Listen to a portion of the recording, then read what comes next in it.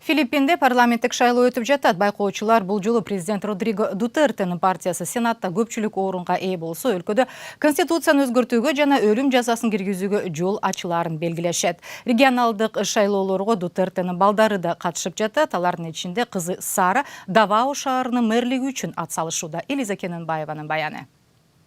Жергиликтүү, шаардык жана парламенттик шайлоолордо өлкө калкынын 61 миллиондой жараны добуш берери күтүлүп жатат. Байкоочулардын айтымында бул шайлоолор өлкө башына 3 жыл мурда келген президент Родриго Дутертеге бийлигин бекемдөөгө жол ачышы мүмкүн.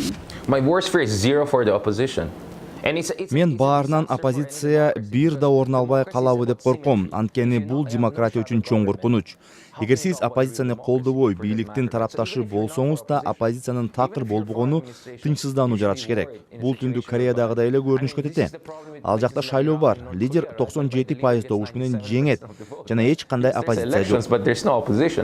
Учурда 24 орундан турган Сенатта Дутертенин партиясы азчылыкты түзөт. Ошол себептен анын көптөгөн сунуштары буга чейин талаш тартыш жаратып, колдоо таппай келген. Бул шайлоодо ал Сенаттын жарымынан көбүн алууга болгон аракетин көрүп жатканы айтылууда. Регионалдык, шаардык шайлоолорго ат салышып жаткандардын арасында президент Дутертенин балдары дагы бар. Маселен, кызы Сара Давао калаасынын мэрлигине өз талапкерлигин койгон. Атасы Родриго Дутерте дагы ушул шаарды 1986 жылдан баштап 2015 жылы президенттикке аттанганга чейин башкарган. Айрымдар Сара Дутертени атасынын мураскери деп эсептешет жана 2022 жылы президент бийликти дал ушул кызына өткөрүп бериши мүмкүндүгүн боолгоп келишет. Дутертенин дагы бир уулу Себастьян ушул эле шаардын вице-мэрлиги үчүн күрөшүп жатса, улуу баласы Паоло өкүлдөр палатасына ат салышып жатат.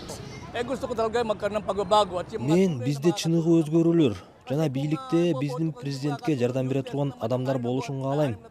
Президенттин калган 3 жылында ага максаттарына жетүүгө жардам бере турган кишилерди шайлашыбыз керек.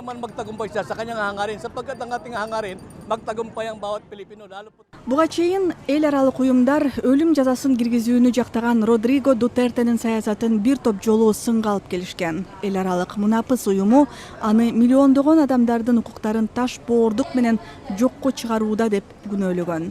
Элиза Кененбаева, Азаттык.